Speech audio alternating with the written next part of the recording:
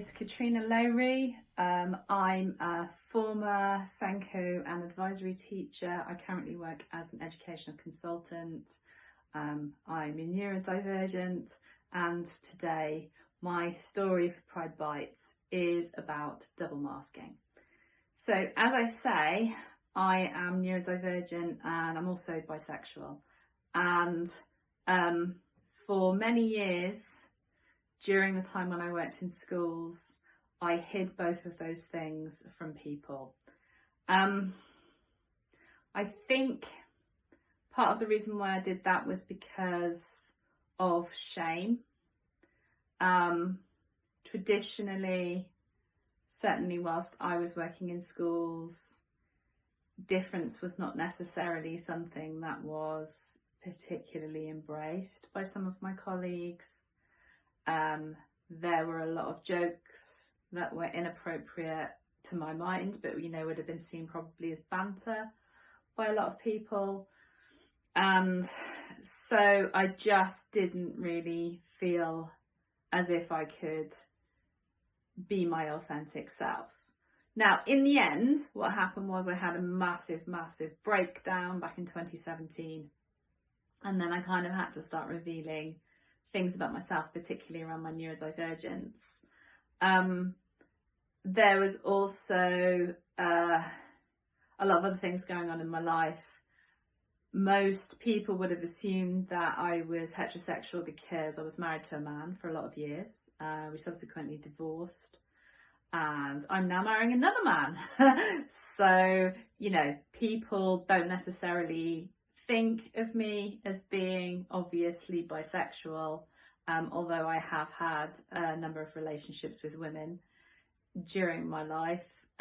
So it is kind of easy for me to pass as heterosexual to an extent. Of course, there's the fact that it isn't easy at all because I'm entirely masking a huge part of who I am. And so it's just hiding out of fear rather than actively thinking, hooray, I can pass for straight. It's something quite different to that. Likewise, I hid my neurodivergence because, how can you possibly be a dyslexic teacher? How can somebody who's bipolar, who's crazy all the time, possibly work with children, let alone vulnerable teenagers? Oh my goodness, don't let her near the knife drawer. Those sorts of jokes. And so, as I say, I spent quite a lot of time and effort every single day putting up this large defensive mask, or actually a series of 2 different masks, in front of myself in order to pretend to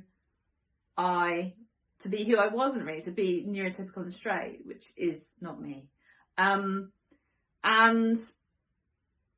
I have recently spoken out quite a lot about the fact that I have been masking. I talk about masking a lot. I talk about how much I've masked my particular protected characteristics in my identity. And what has been quite interesting is that, the vast majority of colleagues who work in education and so on and so forth have been really, really open to those ideas. There are occasionally still people, more people who don't really know me or on social media, or, who have found me from the past and decided to message me about it, who, call me a liar and say that, in my early career, I pretended to be something I wasn't. There's quite a distinct difference between masking your identity because of the shame and the fear that being found out would somehow affect your career and your livelihood, which feeds your family, and actively lying about something. And everyone's coming out story is their own private business. We do not have the right to force somebody else to come out, and we certainly don't have the right to make them disclose something that they feel uncomfortable about. That's something that I feel pretty strongly about.